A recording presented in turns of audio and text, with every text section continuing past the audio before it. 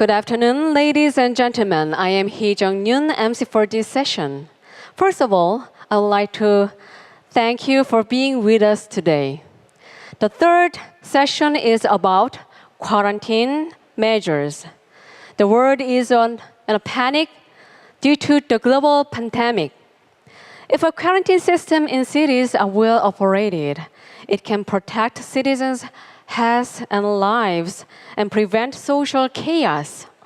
In this regard, I will invite cities' quarantine officials and quarantine experts from home and abroad to talk about future direction cities around the world.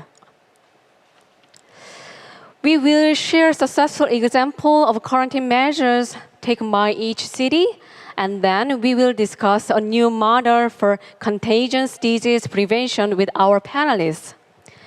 We are running today's discussion live via the Seoul City's YouTube channel, and the people around the world are watching this in real time.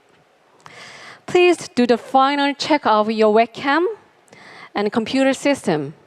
And also, please pay attention to your microphone condition. Now, let me introduce today's chairman, Jae-Phil. He is a doctor and division chief of infectious disease from Seoul Medical Center. He has been stressing the need for active support from local government in this early stage. Please say hello to us. Next, I would like to introduce the panelists from home and abroad. First, we are joined by Baeg-Ju, Director General of Citizen Health Bureau of Seoul. Please welcome him. We also have Professor Jae-Phil from Health Policy and Management at Korea University. Next, we also have Tak Sang-woo, Research Association Professor of the Institute of Health and Environment from Seoul National University. Please welcome him. From abroad, we are joined by Dr. Zachary Rubin from Acute Communicable Disease Control Program in Los Angeles. Please welcome him. Next, please welcome Dr. Allert, Medical Doctor of the Communicable Disease Control Public Health Service. Hello. Hello, Dr. Allert. Hello, can you see me? Yes. Nice to meet you. And next? Nice to meet you. Thank you very much. We have Mr. Swayson An, Deputy Director of the Beijing Municipal Health Commission. Hello. Hello. 大家好。大家好。大家好. Good. Nice to meet you. Last but not least, we have Professor Carlos Montana Bonnet from University of Toronto. Please welcome him. 안녕하세요. Nice to meet you. Nice to meet you. Thank you. Now, I would like to ask Professor Choi to lead the session. 네, 이제 최재필 단장님의 진행으로 각 도시의 방역 사례 발표를 시작하도록 하겠습니다. 안녕하십니까? 저는 오늘 사회를 Good morning, ladies and gentlemen. 서울시 감염병관리지원단 And good afternoon. I am Choi Jae-Phil, Division Chief of Infectious Diseases at Seoul Medical Center. Now, this unprecedented, very powerful disease, COVID-19. Now, against the spread of COVID-19, it's not only the central government's response, but also the municipalities' response has become very important and instrumental in protecting citizens' lives and health. 보건 전문가분들을 모시고 As such, we have invited the heads of health response, not only in Seoul, but also in other cities around the world, to share their experience in fighting against COVID and also to look toward the future.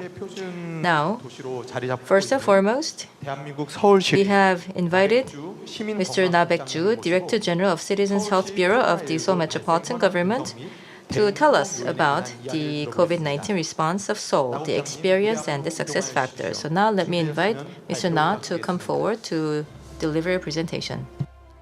예, 여러분 반갑습니다. Yes, very nice to meet you, everyone. My name is Baeg-Ju. Thank you for the introduction. I'm the Director General for Citizens Health at the Seoul Metropolitan Government. So let me take you through how our city government has responded to the COVID-19 outbreak, what has been key to our success, and also some lessons or takeaways. 제가 발표드릴 내용은 현재 So this is my table of contents. I'll take you through the current status of our response, key to success, challenges that have to be addressed in the future, and some lessons for the future. First of all, as we stand, as of yesterday, so this is as of June 2nd, we have 876 confirmed cases in Seoul and 11,541 total in Korea. About 70% of the 876 actually contracted the virus through overseas contact or through collective infections. This is the age makeup. You see that predominantly a lot of the patients are in their 20s. We have more male patients as well. This is the R value of Seoul. It shows the trends. We have been identifying patients and also established those that have been in close contact with the patients. So at first, of course, it was very high, but thanks to our efforts at tracing treatment, it trended downward. But then we had the nightclub cluster in Itaewon, and so it surged above 1, but then we have been since managing it down again. On a cumulative basis, we have 4 deaths in Seoul. The case fatality rate is just 0.5. So compared to the nationwide average, this is actually lower. So the key to this kind of successful response for us has been our quick and transparent response, citizens' participation, cooperation and solidarity, an innovative and creative approach. 저희들이 좀 신속하게 대응했던 So let's look at our quick and transparent approach. We have about 50 designated screening clinics in Seoul, and so we use the PCR testing method. And once there is a case identified, the investigative team responds to the site immediately to trace the movement of the patient. We monitor the CCTV footage to track their movement. And we have 900 negative pressure hospital beds secured so that any patient can receive treatment effective immediately for successful treatment. And then more on transparency. So when there's a confirmed case identified, we look at the person's movement after presenting with symptoms to establish who may have come into contact with this person. And so we disclose this information on our website so that people can be cautious. There have been some concerns raised, but this is just essential information that is disclosed only. Private personal information is not made open. 약한 20일 정도의 기간이 지나면 And after 20 days or so, this information is removed from the internet to prevent any privacy concerns. And all of this information, of course, is based on legal grounds and work within what is allowable by law. 확진자의 어떤 그 현황이라거나 And then the current status of infected persons, any key information that our citizens should know, we actually do live daily briefings on YouTube to keep everybody informed. 중앙정부 And 그리고 there's cooperation and solidarity. 인접해 있는 다른 And also the cities and provinces nearby Seoul. Now, they're of course also related to what is happening in Seoul, so we are also very closely cooperating with the local authorities there. And maybe you have also heard of this Shincheonji religious group. So that's where we've had cluster of infections. So that is located in Daegu, Gyeongbuk. So we have also received some of the serious cases of patients from there and referred them to our own hospitals. And also related to the session that we are having now, and that is about the city of Seoul. So the cities against COVID-19. So we have also opened up this online website to share information about Seoul's strategy and responses so far. And also we were able to show our innovation and creativity. So let me also give you some more details here. So now this is what was led by the central government mostly, but still now the test kit development, the PCR 굉장히 정확도 높은 fast testing kit was developed. So we were able to get the results within 6 hours of testing. So that helped immensely. And then also the methods of testing. So we also came up with new approaches, for example, drive-through or walk-through, to allow easier and faster and more convenient testing for the citizens. And also recently we've had the clusters of infections in the Itaewon club areas, and also some of the sexual minority were reluctant to get tested. So then the city of Seoul were the first to announce the anonymous testing. And as a result of this, we were able to increase the number of tests dramatically by about 6-fold. And also when confirmed cases occur, then we also do tracing using their smartphones, because sometimes it is difficult to rely only on their statements. So we would also utilize their GPS information on the smartphone in order to do more detailed tracing.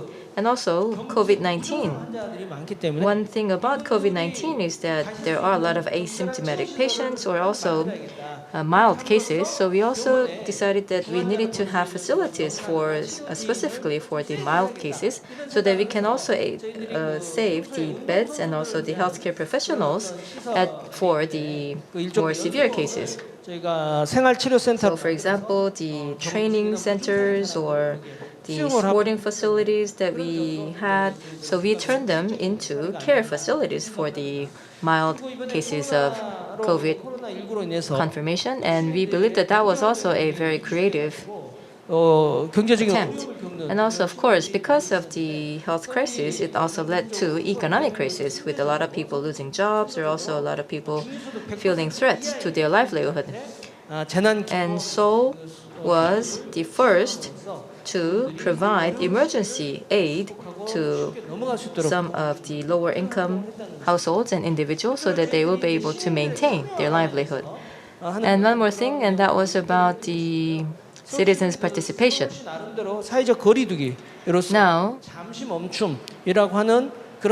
the city of Seoul also had its own campaign called Voluntary Pause or Momentary Pause. And also we try to encourage the citizens to take public transit at different times, so that we will be able to reduce the density in public transportation. And as you can see, the citizens were quite participatory in these efforts. So you see almost everyone is wearing masks, and also they were able to spread the usage of the public public transit. And also, for example, the religious events, we encourage them to also turn them online. And also, many of those in the medical community served as volunteers for some of the severe cases or some clusters. So as we can see, we've had a lot of success factors, but then now I do believe that there are also more work has to be done. So right now we have the 4 levels of epidemic state, but then we are planning to more finely segment them into 7, so that we will be able to have differentiated strategy per emergency level. And also we are trying to enhance our epidemiological 감염병 대응 investigation capability as well as analysis so that we can make more informed decisions. And we are also trying to strengthen our medical and quarantine resources, especially at the municipal hospitals. 인력들을 좀 늘리려고 So we need to beef up our facilities as well as the human resources at municipal hospitals against infectious diseases. And we've also had some problems with the mask shortage in the initial stage. So we are also trying to create a bigger stockpile of such protective equipment. So now we see that in this, at least the first wave of infections, perhaps we were relatively successful in dealing against it. But of course, we have to be wary of another wave. And 무증상 감염이 지역사회 in order to fend off a second wave of infections, 선제 검사 we are now 도입하려고 하고요. trying to introduce preemptive testing so that we can also screen out the asymptomatic patients. 높여서 And also the 감염병 대응력 health clinics. So now we also have the health clinics at each district, and we are also trying to reinforce their infectious disease testing capability at the health clinics as well. 좀 강화. So now, basically, what we are trying to do is strengthen the infrastructure. So, for example, the municipal hospitals and the public clinics. So we are trying to strengthen the resources as well as the capacity there, and also the preemptive testing. So in order to fend off a possible second wave, and also to create and strengthen the screening centers. So we are trying to systematically build up our capacity against epidemics and infectious disease so that we will be able to continue to serve as a model of infectious fight against infectious disease. So now the city of Seoul is trying to walk the untrodden path, and I do hope for your continued interest and encouragement along the way. And of course, we'll make sure that we share our experience with other cities around the world so that we will be able to help fight off COVID together. Thank you. 예, 나백주 서울시 시민건강국장님의 말씀이었습니다. Thank you very much. So that was Mr. Baeg-Ju. Thank you very much for the presentation. So now he talked about the 4 principles of Seoul's response against COVID-19. Speed and transparency, cooperation and solidarity, innovation and creativity, and citizens' participation. So I do believe that they are going to be a good model in the fight against COVID in other cities as well. Yes, thank you. Now we will move on to LA County in the U.S. and we'll invite Dr. Zachary Rubin, who is the chief of the healthcare outreach unit from the Acute Communicable Disease Control Program. UCLA Dr. Rubin worked at the UCLA Infection Prevention and Hospital Epidemiology Center, where he was the medical director there for 8 years.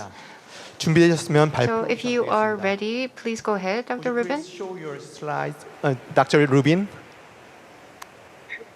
Yes, thank you very much. Hopefully you can see my slides.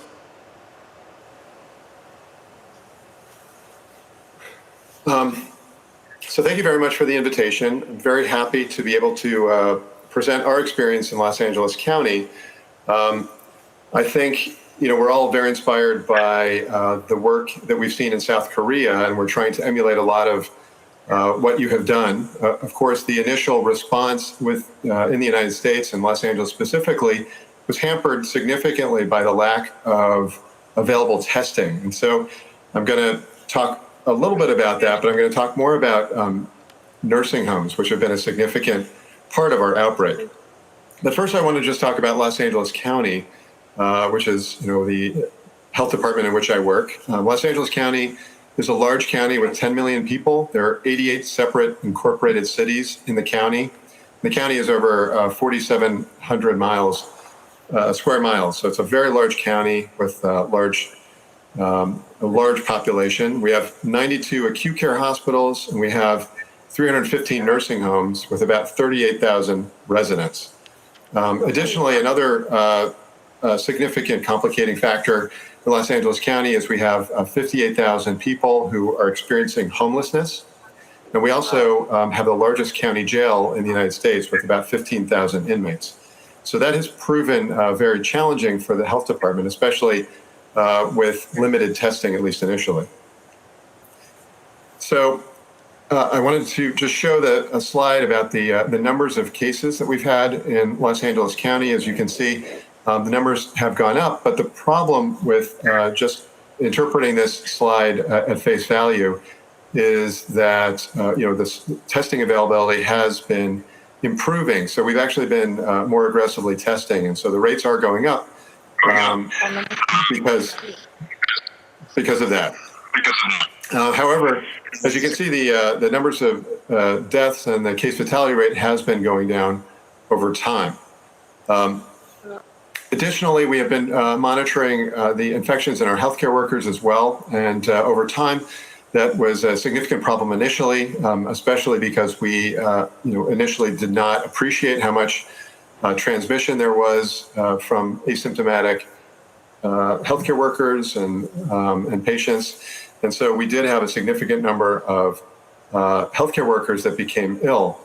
And that has actually significantly improved over the last month or so, a lot because of better personal protective equipment availability, and also because of better healthcare use of that personal protective equipment, and also learning more about universal masking. And now we have all healthcare workers in the county are wearing surgical masks or N95 masks at all times, and that seems to have really bent down the trend of increase, at least in healthcare workers.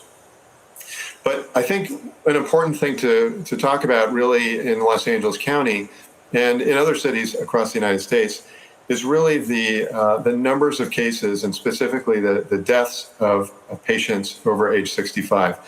And if you can see here, in Los Angeles County, though the population over 65 is less than 20%, almost more than 75% of the deaths have been in that population.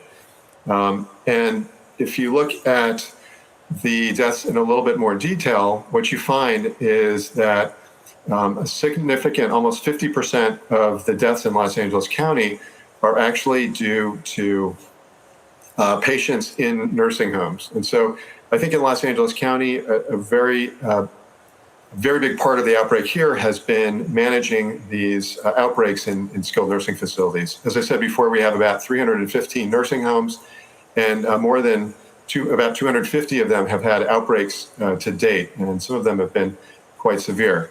We've been learning, and I think our interventions have been helpful as of late in the last month, and the numbers of cases in these nursing homes has decreased. So I wanted to talk a little bit about specifically what we've done in nursing homes, because that's been the largest single group that's had experienced death in Los Angeles. So as I said, it's been a very significant problem. So nursing homes in Los Angeles County, about 38,000 residents, which is less than 0.5% of the population. But about 10% of the total cases we've identified have been in nursing homes, so about 5,300 cases. And then 48% of the total deaths in Los Angeles County have been in this less than 0.5% of the population. So we have expended a huge amount of effort trying to prevent these outbreaks from continuing. Unfortunately, we got, we have had a lot of outbreaks, and so we've kind of gotten this under control a little bit later than we wanted to. But what we've done to try to decrease the risk of continued outbreaks going forward is quite an intense response. So first, we have entry screening for symptoms of COVID and temperature. And anybody who has those symptoms would be excluded from the skilled nursing facility. It's not here on the slide, but we've also stopped visitation of all non-essential people into these nursing homes. We've gone to universal source control starting in early April, and that means masking of all staff and residents who can wear non-medical face covering, like a scarf or other things, to try to decrease the use of personal protective equipment, which is still somewhat limited here in the county. We've canceled communal dining and activities, and we've asked most residents to stay in their rooms as much as possible to decrease the risk of transmission in group settings. And we've also just instituted screening testing. So we've had actually baseline testing where we've gone into every facility and we're testing every single patient and every single healthcare worker in these skilled nursing facilities. And then if we identify any cases, we would isolate those symptomatic cases, and we would quarantine any close contacts for 14 days to decrease the risk of additional transmission. And then once we clear those infections, so meaning 2 negative tests 1 week apart, once we clear those outbreaks, then we would actually initiate screening testing. So because we've seen probably most of these cases coming from infected staff, we've concentrated a lot of our effort on staff. So 1/4 of the staff will be tested every week, and 10% of the residents as well. And anytime we identify any positive cases, then we would do what we call response testing, meaning testing of the entire facility, all residents and patients as well. And then that goes along with, aggressive approach to cohorting.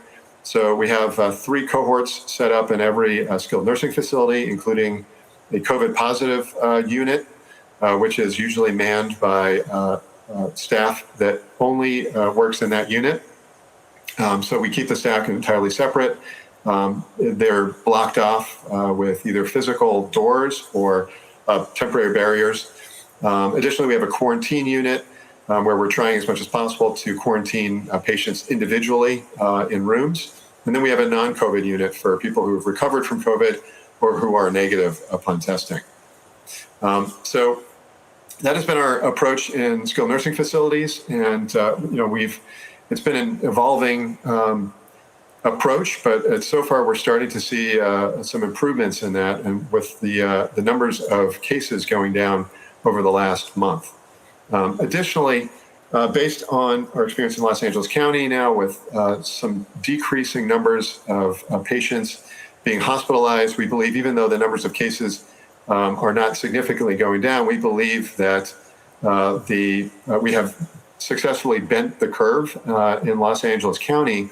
And because there's been so much economic disturbance from our closing of the county starting in mid-March, we are now looking at opening up the county as well. So there are a number of things that we have been looking at to make sure that we're doing this successfully. The first thing is to ensure that our healthcare system has enough capacity should we have an increase going forward, and that includes numbers of ICU beds, ventilators, availability of testing, which has gotten much better now, personal protective equipment, and then also surge capacity, and that looks to be significantly improving in the county. We're also looking at protecting vulnerable populations. Again, as I said, the biggest population that we're addressing right now is within the nursing home, but we are also expending a lot of energy on other populations such as assisted living facilities and also homeless shelters, which are a significant problem here in Los Angeles County. We're also trying to ensure public health capacity to test, trace, and isolate. We now have more than 1,500 people at the county who are going to be tracing every case, and we've been doing this. We interview every single case that's positive in the county, and then we identify any contacts and recommend isolation and quarantine, and that has ramped up significantly. And as testing improves, we're going to ramp that up even further. And then we're also developing specialized protocols to ensure that workers and residents are safe as they start to go back out and do at least modified parts of their real life. And the way we're doing this is we're actually staging the reopening, meaning that, and I'll show you in a second, we have multiple stages. So, and that's going to be, and the ability to go to the next stage is going to be based upon our success at the current stage. So we're going to evaluate how we're doing currently. We're going to make sure that we have plans for reopening that are in place before we reopen. And we've developed protocols for reopening. Then we would reopen the sectors by stages, and then we would assess that again and continue that cycle until hopefully we get down to opening up the county successfully. We're still early in this process. Currently, we are just in stage 2, which is the first reopening stage. So right now we are opening up restaurants for takeout. We're opening up stores for curbside pickup and delivery. And we're also opening up some additional things like outside recreation here in Southern California.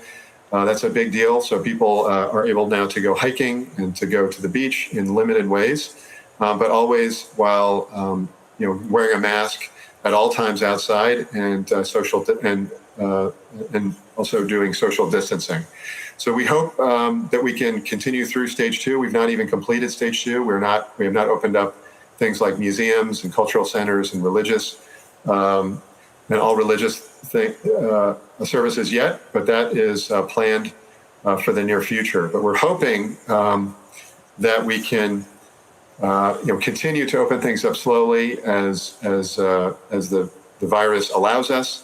Of course, we've had some recent challenges with some social unrest, and so we're going to have to see how that goes over the next couple of months. But the hope is that over the summer that we may be able to get to stage 5 and at least close to normal life, at least with masks and social distancing in the near future. So that's our hope. We're not there yet, but we are definitely working on it.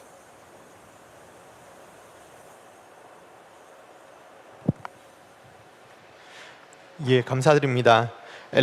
Yes, thank you very much. We heard from Mr. Zachary Rubin from LA County. Thank you very much for that update. So COVID-19, I think it leads to more severe results in the vulnerable class. And it seems that it's particularly the nursing homes in LA County that has been one of the epicenters. And we have seen how you have been quite successful in your phased response. And also your reopening, also the phased reopening schedule, I think is something that many other cities can refer to. Thank you very much. Let me introduce the next speaker, who is Mr. Ehud Fanoy, the medical doctor at the Public Health Service of Rotterdam.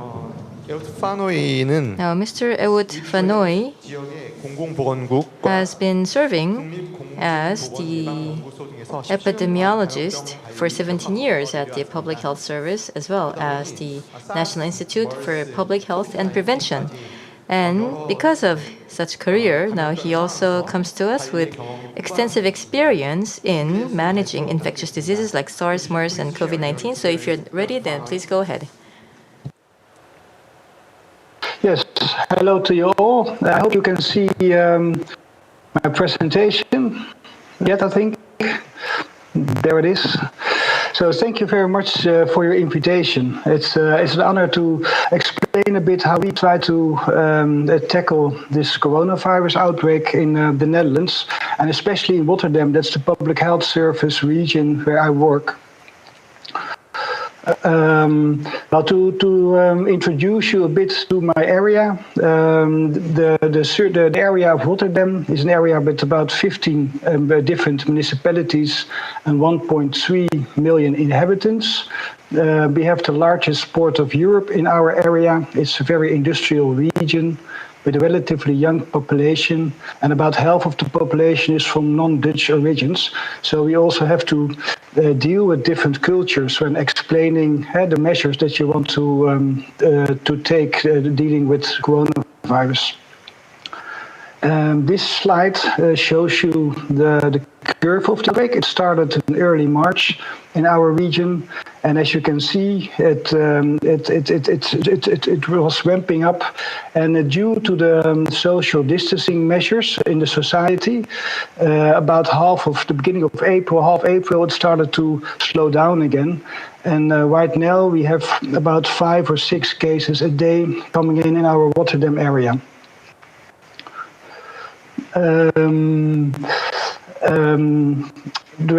Social distancing is the main measure in our area, instead of the strong focus on mouth masks, for example, as is more common in Asia, although we use mouth masks now in public transport.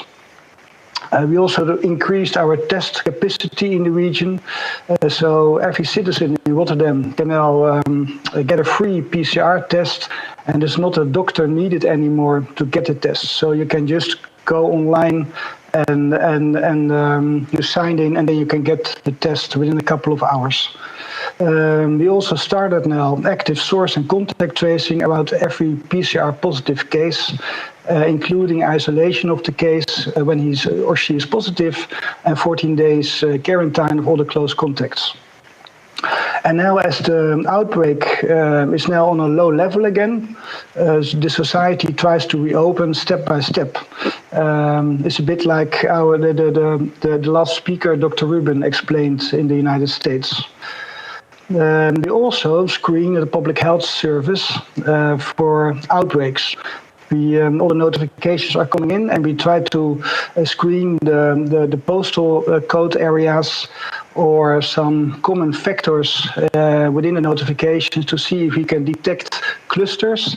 And when we detect a cluster, we send it to a dedicated team within the public health service to deal with the outbreak. One of the teams, also as the last speaker explained, is also a problem in the Netherlands, is the elderly care, the nursing homes. So we have in our area, with 1.3 million people, about 200 different facilities. And more than half of them, 60%, had at least one coronavirus case. And there are some outbreaks. About half of those, about a quarter of the facilities had at least 10 cases. And we also had some outbreaks with a very high case fatality rate. It's also due because of the very vulnerable and fragile population in those nursing homes. So the Public Health Service created a dedicated team for direct assisting of the care facilities with advice mainly, and keeping a good overview of the outbreaks in the region. And that was a bit of a challenge in the beginning. And we also introduced a traffic light approach. So when a facility was taking good care of the outbreak, we gave them a green light. And when the outbreak was going out of control, we put them on orange or red. And we had more intense communication with the facility. We also introduced a cold and warm phase. In the cold phase, there are no outbreaks in a single facility, but we contacted all 200 facilities in our region, and we talked them through some issues such as sufficient personal protective equipment. All facilities had to close the door for visiting families. And we asked them if they had an internal outbreak team ready, if they knew the guidelines, if they had also social distancing inside the facility. And they also had to test the mild cases. And once there was a single case or more cases, we started to have a telephone conversation again. And then we go into the warm phase. And then surveillance was sort of a challenge to have a good insight in the number of cases, also of staff that was sick. And we had to talk with them about the different measures, how to isolate and how to quarantine properly. Another big item in the city of Rotterdam is the port. We have a very big port with many ships, about 130,000 ships normally coming in every year. So we had to keep our port open 24/7. And as you all know, in the beginning of the coronavirus outbreak, there was a lot of media attention for cruise ships. So there's always a lot of media attention for outbreaks on ships.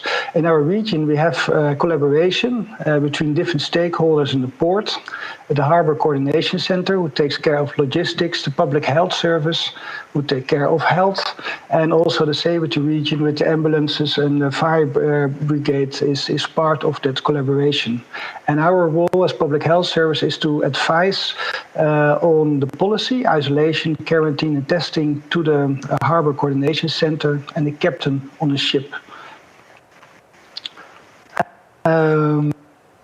Globally, a lot of ships were not anymore allowed to enter ports. So a lot of cruise ships and cargo ships were waiting at sea. and we decided to have some cruise ships coming in Rotterdam under conditions. So they had to notify if they had cases on board, so we could put the ship on a quarantine place and get the sick people or the people of the ship or test them in a controlled manner.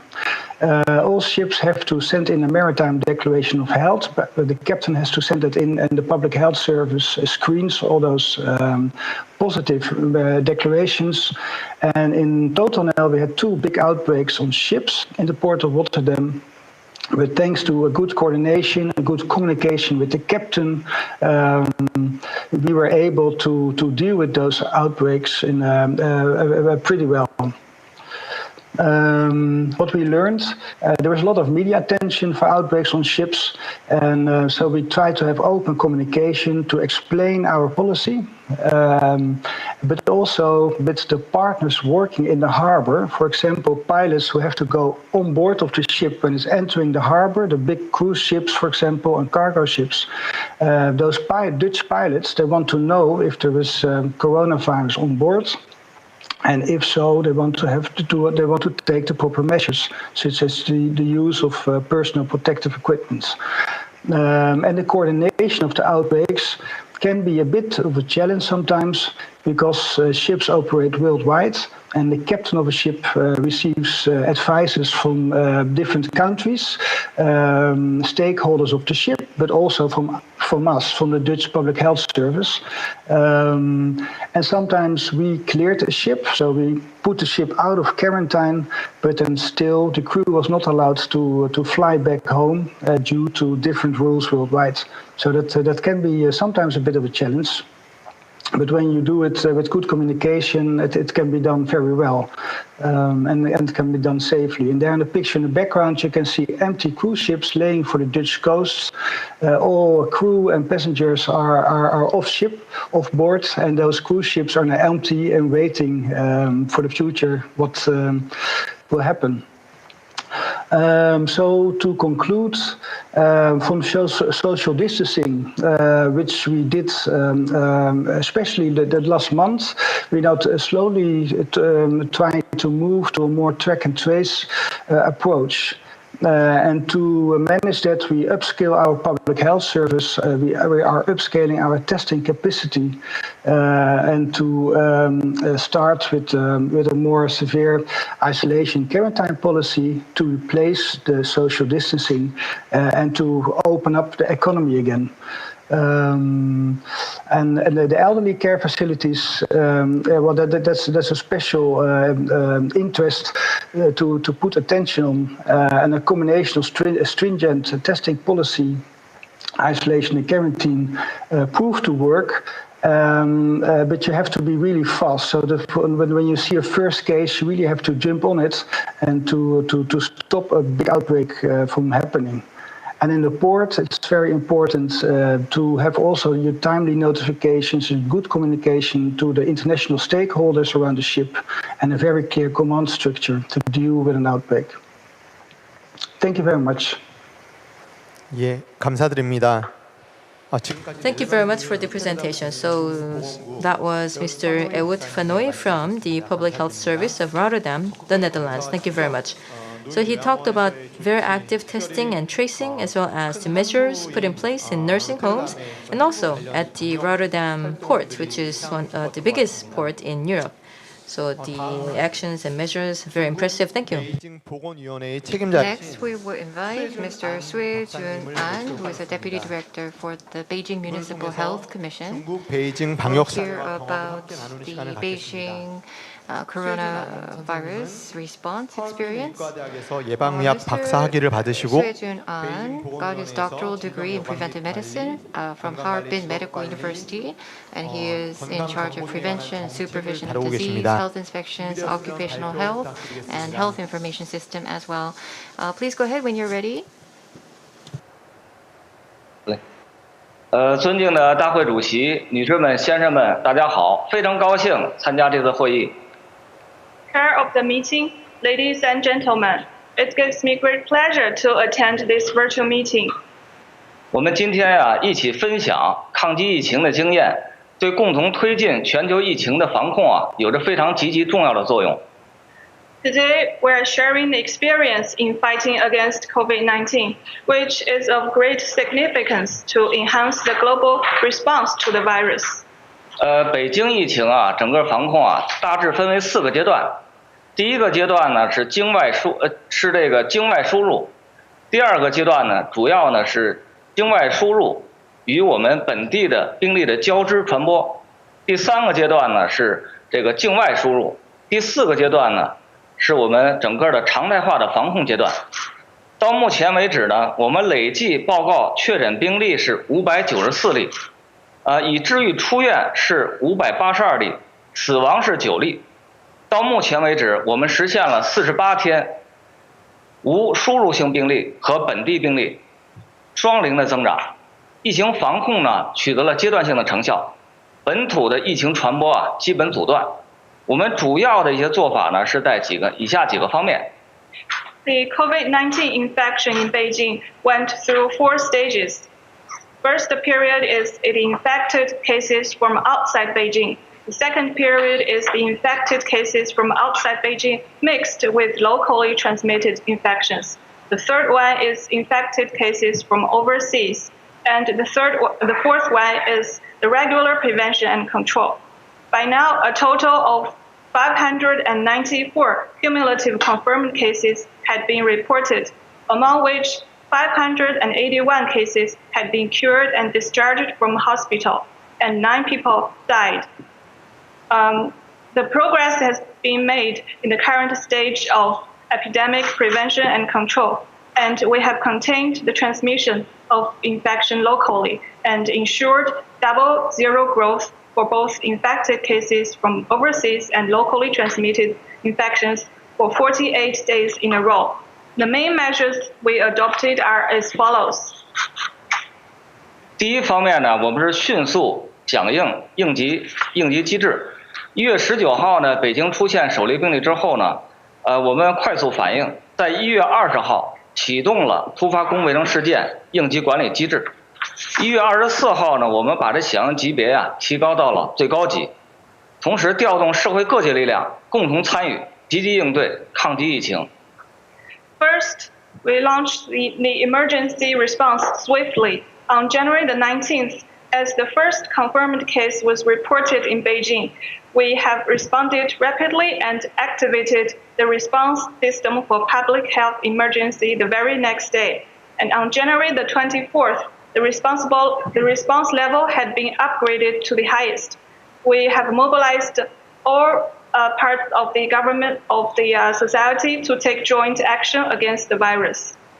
第二方面呢，我们进行严格的流行病学调查，我们组建了3500人的流行病学调查的队伍，同时呢，24小时的应急值守。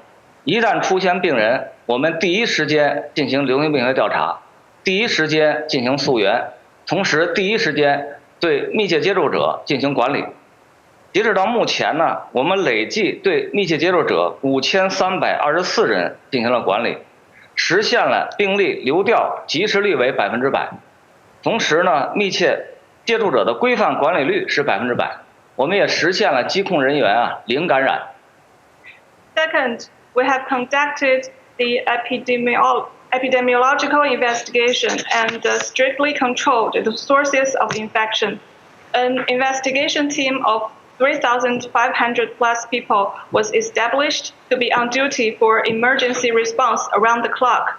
The epidemiological investigation was carried out within 2 hours after a case was reported, and we worked hard to trace the source of infection and managed the close contacts strictly.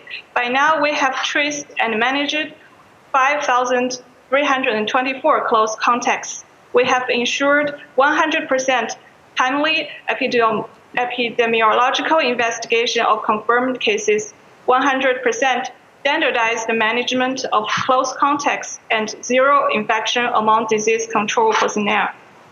第三方面呢，我们是不断提高检测能力，在保障质量和安全的前提下呢，我们不断的提高这个核酸的检测能力。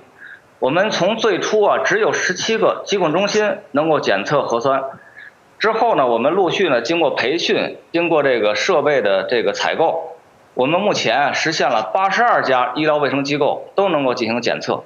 我们也从疫情初期的每天能够检测2500个样本，到目前呢能够增长到每天检测8.2万个样本，有效保障了应检尽检和愿检尽检的这种需求。Third, we continued to improve test capacity. The number of nucleic acid testing institutions was increased in an orderly manner while ensuring the quality and safety of testing. Through increasing devices and training staff, the number of testing institutions has grown from 17 to 82, with daily testing capacity grown from 2,500 to 82,000 samples, meeting the need for necessary screening and voluntary testing. 第四呢，我们是全力救治患者，成立了专家组，按照集中患者、集中资源、集中专家、集中救治4个集中的这个原则呢，设立了市区定点医院，全力救治患者。为积极应对有可能大规模出现的病例增高这种现象呢，我们及时启动了小潭山应急战备医院，准备同时收治3300人确诊病例的这种救治的能力。截止到目前，我市病例做到了应收尽收，收治率达到了100%，治愈率达到了98%，死亡率为1.5%。Fourth, we made every effort to save the infected. We established expert team and treated the infected in dedicated facilities by senior medical professionals from all over the country and with all necessary resources. In coping with the possible surge of epidemic peak, the Tangshan Hospital was promptly put into operation with a capacity of treating 3,300 patients at the same time. By now, all confirmed cases in the city have been admitted to hospital with admission rate of 100%, and the recovery rate is 98%, and fatality rate 1.5%. 第五呢，我们是发挥中医药的作用，建立并完善了新冠肺炎救治定点医院中医药的工作机制，积极研发中医药药方。全市确诊病人中呢，中医药治疗率为89.7%，总有效率为97.7%。发布了中医药康复方案和护理指南，加快患者的功能的康复。Fifth, we promoted the use of traditional Chinese medicine. We established and improved the working mechanism for TCM treatment in designated hospitals for COVID-19, and actively promoted the R&D of TCM formula to treat the virus. Among the 594 confirmed cases, the treatment rate of traditional Chinese medicine is 89.7%, and the total effective rate is 97.7%. We issued the TCM rehabilitation program and nursing guidelines for COVID-19 patients to accelerate their recovery. 第六呢，我们是广泛社会动员和参与，要求政府部门、单位和个人共同落实防控责任，组织物业保安、社区志愿者和志愿者参与社区的封闭式管理，登记测温，为居家隔离的观察人员提供生活保障等工作，减少了疫情高峰期间的人员的流动。市疾控中心呢，针对重点场所和重点人员专门制定了并下发了78个防控的指引，指导全社会科学的防控。Sixth, extensive mobilization and social participation. Government departments, enterprises, and individuals are required to jointly shoulder the responsibility of epidemic prevention and control. We organized community security guards and volunteers to participate in the closed-off management of residential communities, checking the body temperature of residents and providing daily necessities to those under medical observation at home, thus reducing the flow of people during the peak. Beijing Center for Diseases Prevention and Control formulated and issued 78 epidemic prevention and control guidelines for key places and groups to provide science-based guidance to the public. 最后一方面呢，我们加强了这个信息的公开和科普的宣传，始终坚持公开透明，每日发布这个疫情的信息，利用市政府的新闻发布会，权威发布防控的政策，回应社会的关切。截止到6月2号呢，我们召开新闻发布会是109场次，组织境内外的媒体采访是300余次，发布了相关信息是5500余条，推动了首都市民卫生健康公约，提高了居民的防控的能力。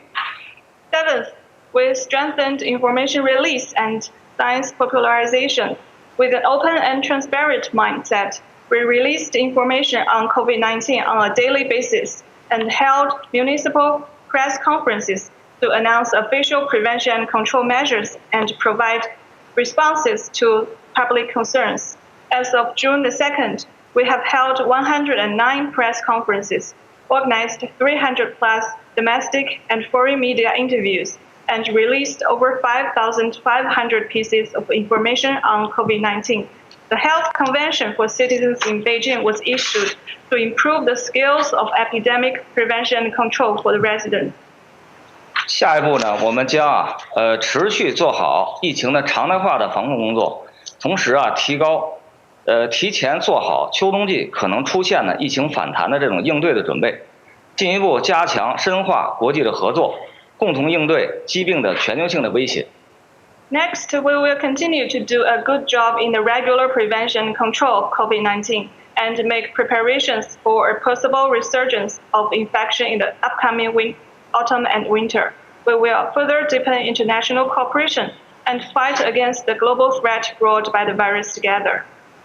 女士们、先生们，让我们携起手来，加强合作，共同构建人类卫生健康的共同体，共同战胜疫情。谢谢大家。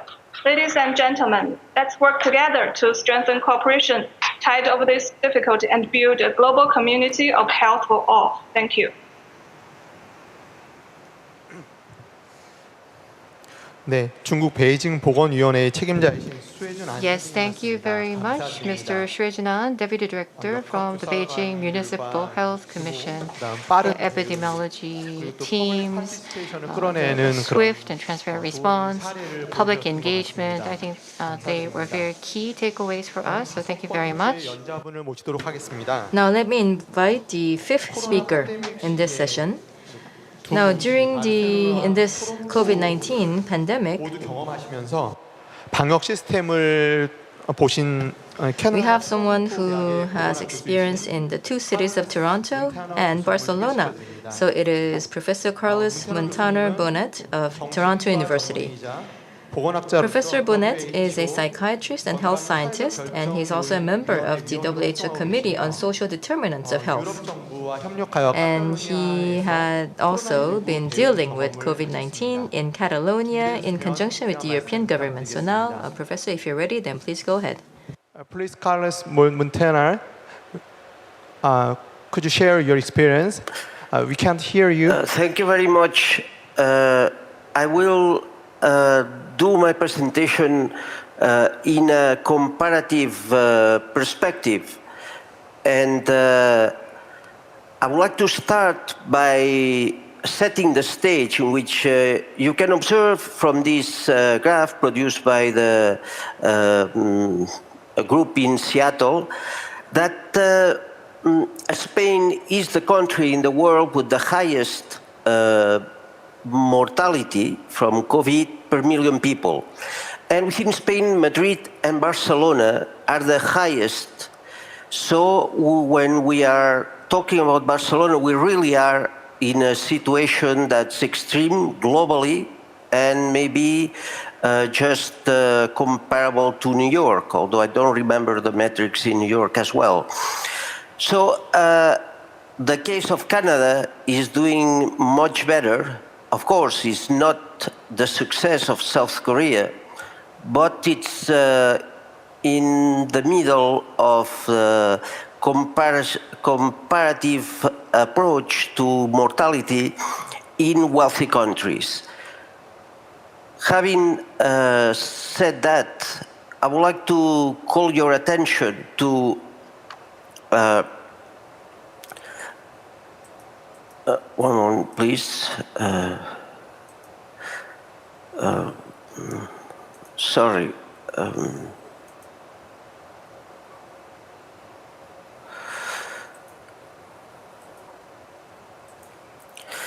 I would like to call your attention to the fact that the timing of quarantine is essential in controlling the epidemic. That's a paper in Science by some German scientists.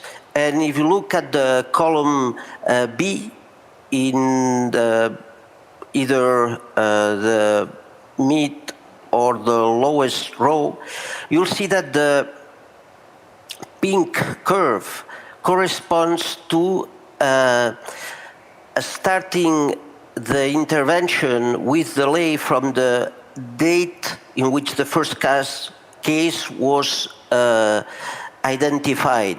And you see the big difference with the green curve in which there is no delay. The delay of the pink line is of 5 days.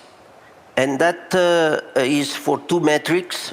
On the second row is the daily cases, and the lower row is the total cases. So within this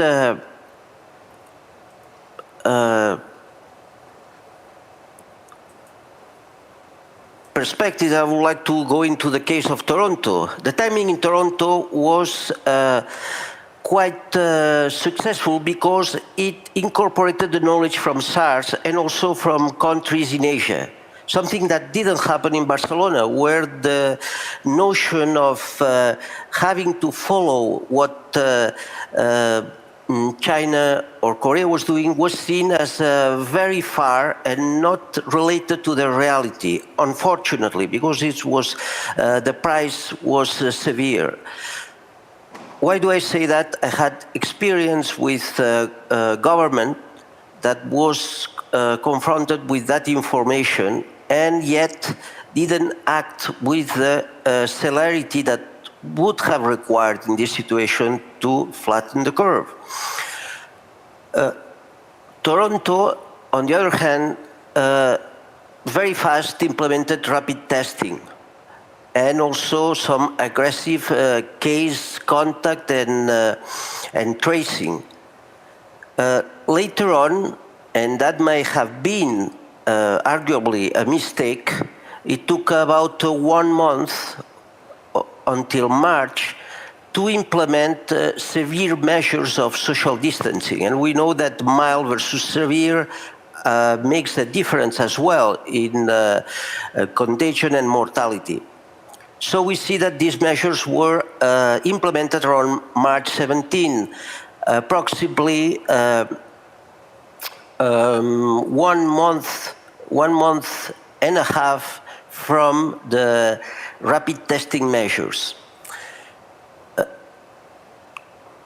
The case in Barcelona was that not until mid-March there was an implementation of mild measures, and at the end of March more severe measures or intense measures of social distancing. And that could account for the lack of control of the epidemic. Why? Because in February or even in January, there was knowledge of the epidemic in Asia. In February, definitely there was the case of Italy that Germany used to her advantage. And in spite of these, measures were not taken of any kind until the mid-March, after even the mayor of the city had allowed big demonstrations. While there was evidence that there had been cases since the end of February, and yet no measures were taken until then. The recommendation had been lukewarm, very soft, and to a certain extent confusing.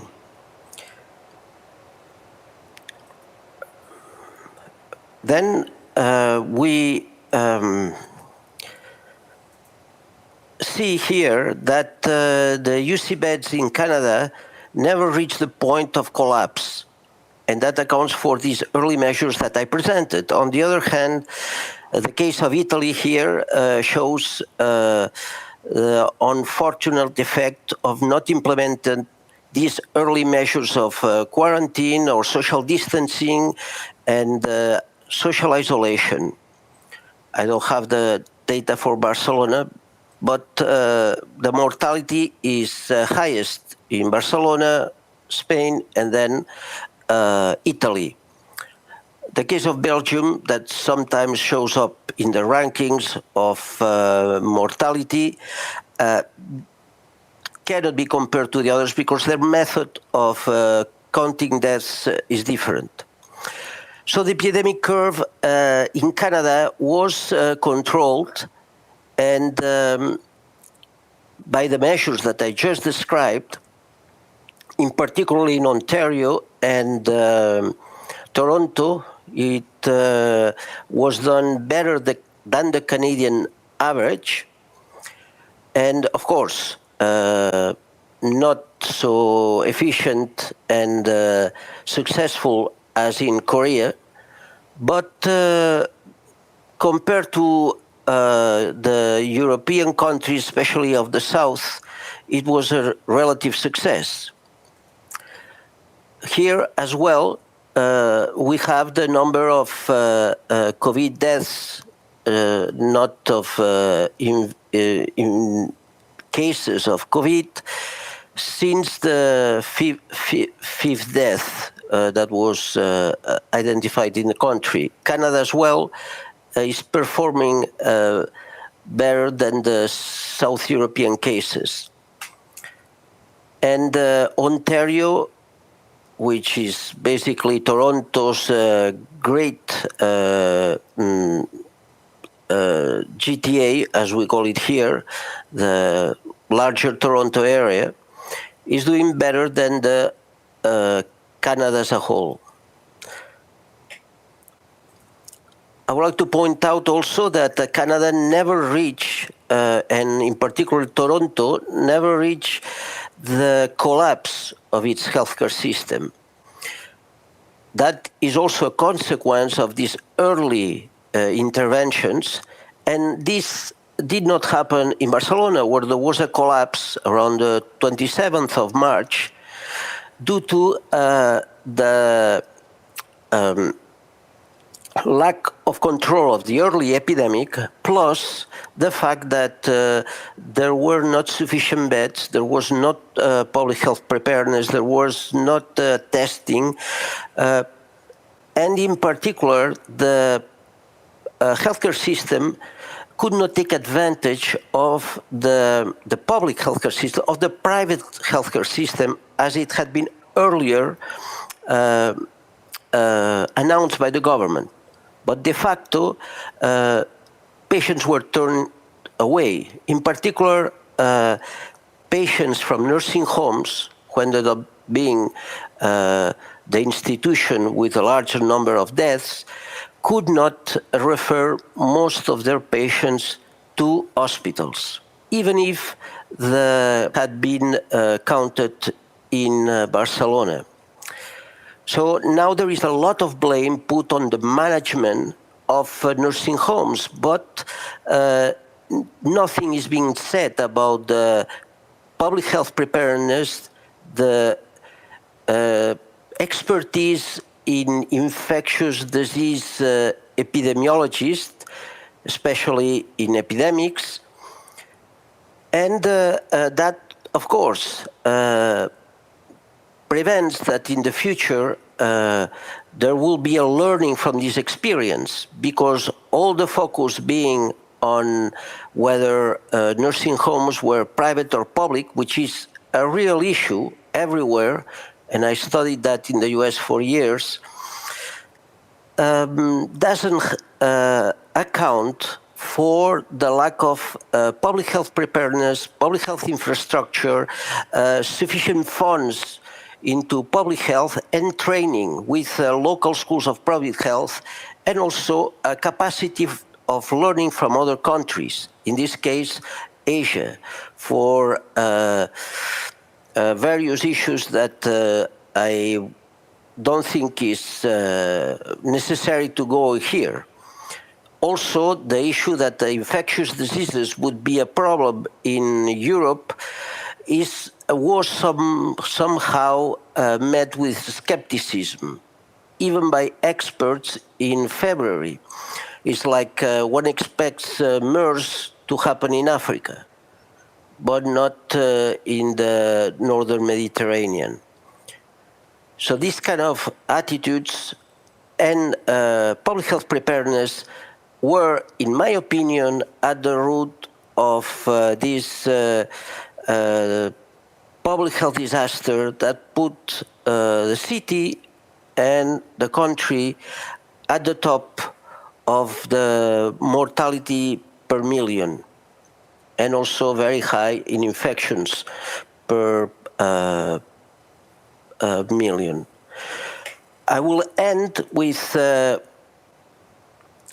fact that Toronto is continuing to learn from Asia and is continuing to apply rigid public health measures, although the population, to my view, is a little bit like in Sweden. They think they can handle it on their own. And that's the Achilles heel of social distancing and isolation in Canada. We had a little bit of a resurge in infections, and but the government has reacted very fast and reinstated earlier stages of the process of deconfinement. Here is again the situation of Spain globally. Just maybe now it will be overtaken by the US in terms of number of cases, of new cases per capita. South Korea, big success. And I would like to end with some consideration of what are the key elements that differentiate these two cities. It was the worst of times and not the best of times, but not so bad for Toronto. So widespread testing, universal healthcare system that's single payer, in which there is no two tiers. So the capacity is there for when it's needed, and there is full collaboration, and the public system doesn't need to pay the private system to, say, provide testing facilities or to conduct needed services for them, as was the case in Catalonia. And the fact that there was public health preparedness and know-how. On the other hand, in Barcelona, we had basically every step of the way there was a failure. So among those that I didn't mention was that the colonialization and created a lack of access in the when these services were needed. For example, the case of nursing homes who could not be sent to hospitals of reference, and also insufficient beds, lack of personnel, and drainage of funds towards the private sector. All of these made the management of the epidemic, once it was in the community, much harder than it should have been. Finally, and in my last slide, I would like to, what was lacking at the end of the day was government investment in public health.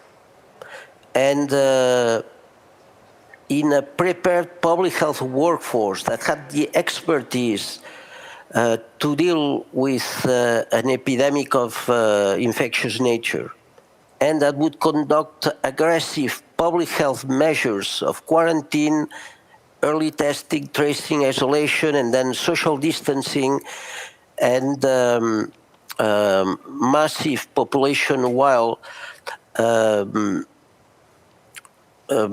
quarantine or isolation. So this is my experience. I hope that we learn from this error, that we learn from Asia, as Canada did with SARS and with this epidemic, and that the future will be much easier for us. Thank you very much. 예, 감사드립니다. 다음은 질의응답. All right, thank you very much. And now we are going to move on to the Q&A and discussion session. 보건환경연구소. Yes, we're going to first introduce Professor Tak Sang-woo, Research Associate Professor at the Institute of Health and Environment at SNU will go first. 네, 우선 Yes, hello. 같은 어떤 국제 협력이 So, 필요한 이런 at a time like this, we absolutely need international cooperation, and the fact that between the different metropolitan cities, we are now starting intercity network. I think it's very encouraging, and I very much welcome this type of leadership role displayed by Seoul metropolitan government. However, unfortunately, we still do not have enough international cooperation. 국제적으로 협력 For COVID-19, which is a very pressing global issue that requires a lot of coordination and cooperation, unfortunately, there hasn't been enough. In that context, I think this type of meeting is very significant in itself. Sharing the experiences of the different cities is also very important. Of course, still many cities are struggling in their fight against COVID-19, and then other cities like Seoul have established more stability. But I think the developing cities, the mega cities in the developing countries are experiencing great hardship. They face other issues, including migration, for example. They have a lot of vulnerable, at-risk people that are still below the radar. So the experiences that we share with each other today, I hope that they are also forwarded and shared with other cities in the developing countries as well. I would hope that there is that kind of effort as follow-up. And this type of intercity network, I don't think we should just rest with sharing of information only. We should look at sharing patient information, human resource information, finance, other public health related information. If we can have real-time, large-scale information sharing and resource sharing, I think that would be more impactful. About establishing linkages between the medical systems of different cities for broader medical surveillance. I did prepare a lot, but let me just ask just this one question. So it has to do with equity in health equality. In LA, I believe there was a little bit of mention about the homeless, and apparently you had an outreach program for the homeless. But then the homeless people are quite discreet. You can't really find them easily. How did you seek them out to identify them? And then how did you identify what kind of services they needed the most? I'd like to hear about the experience from LA as a city government.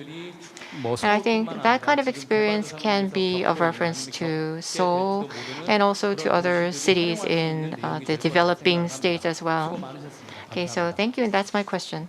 Dr. Zachary, can you share your experience about the question? Yes, so thank you for asking the question. It's a difficult thing to answer because I think we were already having discussions about healthcare equity in the homeless population here in Los Angeles County. So only, a small percentage of the population is actually, do we have housing available for them? So I think we were already struggling to house our homeless and to make sure that they had access to healthcare when COVID-19 hit. So we've had to struggle to try to cobble together a response in that population. I think we have tried as much as possible to open up at least temporary housing for the most vulnerable population. So we've increased the numbers of shelters for the population. We've, put them into housing facilities, and we have opened up special quarantine and isolation units in order to manage them and try to take them out of shelters where it's not really always possible to isolate people who are symptomatic with COVID-19. So, it's been a work in progress, but we've been trying to house as much as possible. But I think another part of it is the outreach, and we actually have a lot of outreach teams now going out to people who are not only in the shelters, but are also unhoused homeless population. So that they live in encampments, so they'll be in tents huddled together. And so we've been sending out our public health teams, environmental health and others, to reach out to those populations to make sure that they understand how to try to keep themselves safe through social distancing and masks. And then we've also been doing sampling, as far as testing goes in these encampments as well. So we've been sending out mobile teams to actually go out and test people in these encampments. And when we identify positives, then we would test the entire encampment. It has been challenging because I think, it's always a struggle to track down people after we've tested them. So we don't have testing capacity where we can get the results right back that same day. So oftentimes it requires a return visit the following day, which is a little bit of a challenge with the testing as well. But we are trying to reach out to more and more people within these encampments and try to make sure that they have access to testing that they wouldn't otherwise have. And like I said, our goal is to try to house as many of these people as possible and to try to make sure that once they are symptomatic, that they're placed in isolation and quarantine settings. And while that has been very challenging, because a lot of the people, in these encampments may have other psychiatric problems and other substance abuse issues that make them a little bit, less compliant with our recommendations. We've been trying to just reinforce the need for isolation and quarantine in this population. And I can tell you, we've mobilized, and we feel going forward as we start to open up the county. The biggest focus that we have right now are really on the vulnerable population in the nursing homes, as I mentioned, but also in our people experiencing homelessness population, as well as the jails. And so those are the three populations we're really trying to reach out to, because we don't feel that we will be successful at controlling the epidemic as long as those populations continue to have outbreaks. So it's really, a really big focus for the county and the cities within Los Angeles to try to address this issue. But as I said, it's difficult because a lot of the problems predated COVID, and COVID have only exacerbated some of the problems that they're facing. So again, it's a very big challenge, but we're trying as hard as we can to address it, because we know that our success as a county is dependent on addressing this problem and decreasing the COVID infections in that population. 예, thank you. 예, 정혜주 교수님. Thank you very much. So now let me ask Professor Chung to deliver your comments. 예, 지금 5분 정도 남아서. Now I see we have only about 5 minutes left, so I'll be very brief. What I have prepared is actually the concept of human security and health security. But again, let me be brief. 최근 20년 동안 In 상대적으로 the past 20 years, 감염병 확산이 빈번한 상황에서 we are seeing greater frequency of global epidemics spreading.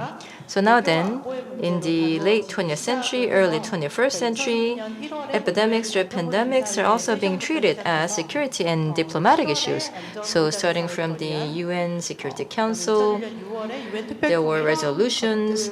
Then also at the UN Extraordinary General Assembly, they're also dealing with this. And then also Ebola issue. Now this is also, it was also announced that this is a global risk. So I would say that now it is at the end of this series of infectious diseases and epidemics that we are now seeing COVID. So now the human security. Now this is about the human being's right to live free of conflicts and infectious diseases. So that is where the concept of human security lies, as well as the health security. So then we also need to link this effort to get rid of infectious diseases with the concept of health security and also the collective health security. Now, for example, the universal health coverage. So many of the things that can be summed up into universal health coverage is related to the collective health security. So this would also include like sickness leave or sickness pay. But now just one thing that I wanted to emphasize is the individual health security. So 보건의료 서비스와 상품 regarding this, 효과적인 접근성을 보장하는 것을 it is about granting accessibility to health guarantee services and products. So as you would know, in 2020, May, there was the WHO General Assembly where they also approved the creation of a pool to collect the information about COVID-19. And of course, the Korean government also joined this. Then a few days back, they also 국제적인 공공재로 그런 연대 요청을 또 WHO에 requested. So the WHO also requested to turn the knowledge and information about COVID-19 into common knowledge. Then also in the Science Journal, in the editorial, they also talked about how the vaccines or the cure for COVID-19 are being worked on in joint efforts. The final product should also not be the exclusive product of anyone. So it has to be also shared commonly. Now we can see that this kind of global alliance or cooperation, and also from the global health governance, now they're also talking about the importance of the WHO. So then not just about the disease control, but also the development of vaccine and cures to treat the infectious diseases. So how we're going to jointly develop them and how we're going to jointly share them. So we also need to strengthen our global alliance and cooperation regarding them as well. All right, now then regarding such global alliance, then Mr. Xie Jun-an from Beijing has already emphasized this. So then next is your emphasis on the global alliance about sustainable development as well as a sustainable response against infectious diseases. So then I would like to ask Dr. Van Nooy and Mr. Baeg-Ju about this question as we wrap up the discussion. So I apologize for not being able to give the question to all of you because of the time constraint.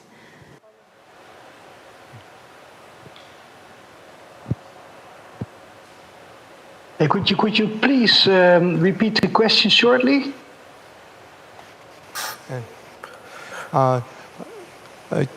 What's the way of cooperation between cities? What was the most important part, in your opinion? Could you share? Well, for me, I made a lot of notes, but I was now thinking about the use of preemptive testing, as my Korean colleague explained. I learned from the Los Angeles presentation also to look at maybe also race and ethnic information about patients, because that could influence maybe severity of disease. And from the Chinese, I learned also that maybe the use of different sort of medicines could be helpful, interesting to have a look upon. From Canada, the timely placement of quarantine is very important. That was something that we especially saw in Europe, that the different countries show very different curves.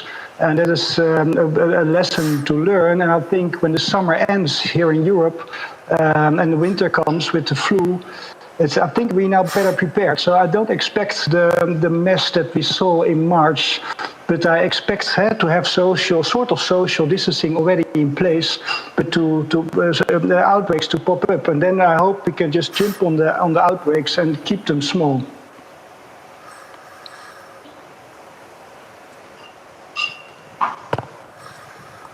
예. 저도 오늘 그 발표 내용 굉장히 Yes, so I was listening attentively and I'm quite impressed with what I've heard. Dr. Tak Sang-woo mentioned how sharing of information between different cities, how more closer sharing is required. I agree. And Dr. Chung talked about human security and health security. I understand the perspective. In the past, the WHO had what was called planetary healthcare. 보건의료 제도를 좀 And it was an initiative in changing or reforming the system around those key themes. So the issue of infectious diseases cannot be resolved overnight. It will be sustained. But I think if cities link together for sustained collaboration, I think we can expect progress. I think this is an important initiative. Our mayor of Seoul Metropolitan Government has also proposed the establishment of the CAC as an intercity network, an international organization to solidify cooperation and solidarity between the different cities. So I hope that many agree and many people listening in to our session. I hope everybody joins us in this joint intercity initiative, and I look forward to having more sharing on that as a broader platform. And I think it will serve us well and be helpful in really battling COVID-19. So we are in the midst of the COVID-19 outbreak and sharing how each of the cities are combating the outbreak. I think it was a very informative session. So quarantine and disease prevention and control is very important. So through collaboration, cooperation around these key themes, I hope we can find better ways to address and respond to COVID-19. Thank you very much. Thank you for your active participation. If a more transparent information disclosure and quarantine system can be established through the COVID-19 crisis, we will be able to overcome not only this pandemic, but another possible contagious disease that may occur in the future. Now we will have a break. The next session on education will begin at 3:30 p.m. Korean time. Thank you.